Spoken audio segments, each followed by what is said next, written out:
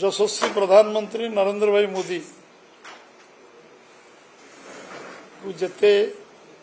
प्रशंसा कले कम हम जे ओडिशा को गोटे फोकस राज्य भाव में गुरुत्व दे आछंती एवं ओडिशा रे सरकार हवा परे ओडिशा रे विभिन्न कार्यक्रम जरिया रे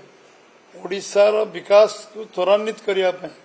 ओडिशा रो अपार संभावना को आकु नवा पय एक अवसर तैयारी करिया पय जबळी कार्यक्रम निरंतर भाव में चली विगत दिन मानकरे ओडिशार विमान चलाचल एयरपोर्ट को गुरुत्व दवा एयरपोर्ट नुआ तैयारी करिवा एवं सड़क परिवहन टू आरंभ करी रेल रे पर्याप्त जो विनियोग आरंभ होईची ओडिशार भित्तिभूमि को ठीक करिया पय जो ओडिशार संभावना अछि ओडिशा समृद्ध हो ओडिशा एक नंबर राज्य हो ओडिशा आखु जाऊ एवं ये संभावना को जो भाव प्रधानमंत्री गुरुत्व दे आछंती तार ये 3 दिन धरी ओडिशा रे से रहिले एठिकार पुलिस निर्देशक मान सम्मेलन में सारा भारत वर्षर विषय अनुध्यान करने एवं एक जुगान्तकारी बैठक ऐतिहासिक बैठक ये एवं परवर्ती अवस्था रे आम नौसेना दिवस पालन है आम महामहिम राष्ट्रपति मध्य ओडिशा रे ए कार्यक्रम को उद्घाटन कले एवं जनवरी 8, 9, 10 प्रवासी भारतीय मानकर एटी जो सम्मेलन हम जो समावेश हम 160 देश एठिकी आमर जो मैंने आसुचंती समाने गोटे ओडिशा रे गोटे नुआ संभावना सृष्टि हम एठी आमर खनिज संपद अच्छी जल संपद अच्छी एवं आज पर्यटन शिल्पर विकास बहु संभावना अच्छी कृषि विकास दिगरे बहु नुआ दिगंत सृष्टि होवार संभावना अच्छी जो संभावना को साकार करने ओडिशा को ओडिशार जनजीवन जो माने आज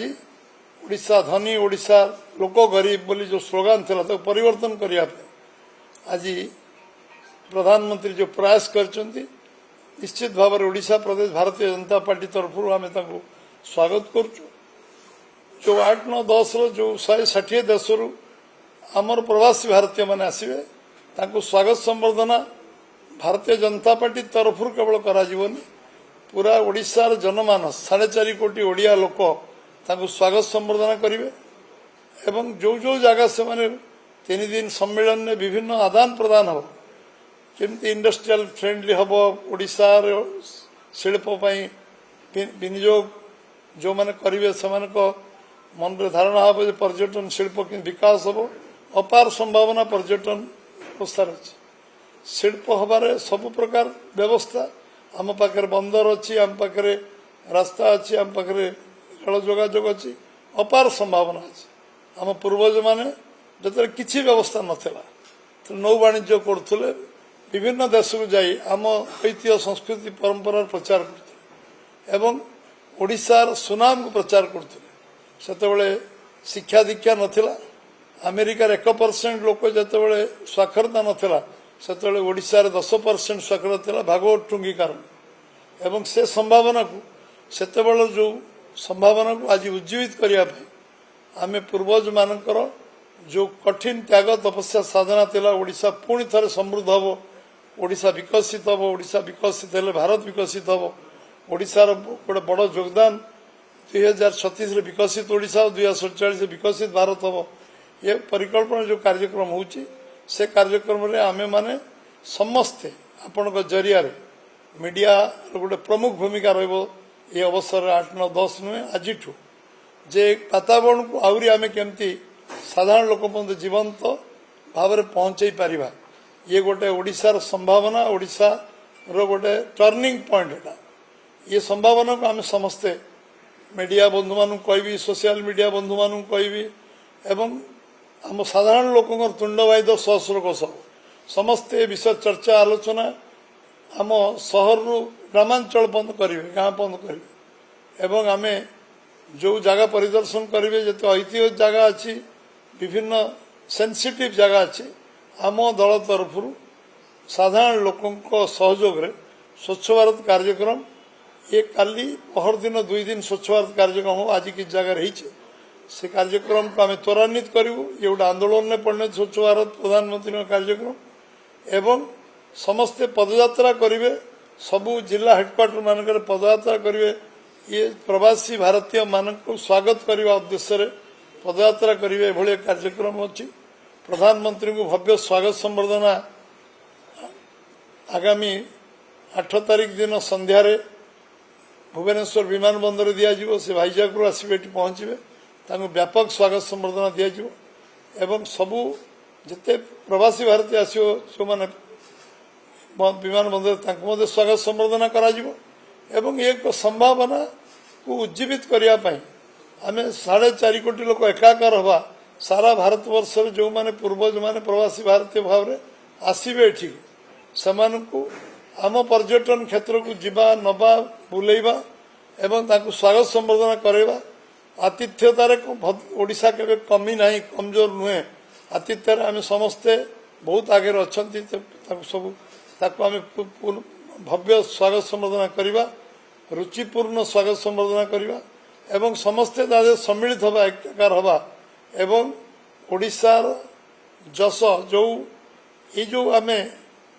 आमे जो परिचय सृष्टि करवा जमती आज आम पाखे बर्तमान आदिवासी मेला लगी बर्तमान आम एग्जिबिशन पड़िया ए समय विभिन्न प्रदर्शनी विभिन्न मेला विभिन्न महोत्सव आम राजाराणी उत्सव चलती आम पाखे म्यूजियम अच्छी विभिन्न प्रकार जो नेचुरल जू नंदनकानन अच्छी विभिन्न जगह खंडगिरी उदयगिरी ठू आरंभ कर रत्नगिरी पर्यंत आम पाखे बहुत जगह जो अच्छी जो जगह को परिदर्शन से करेंगे जो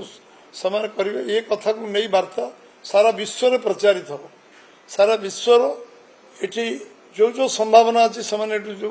देखी जी जाणिकी जी से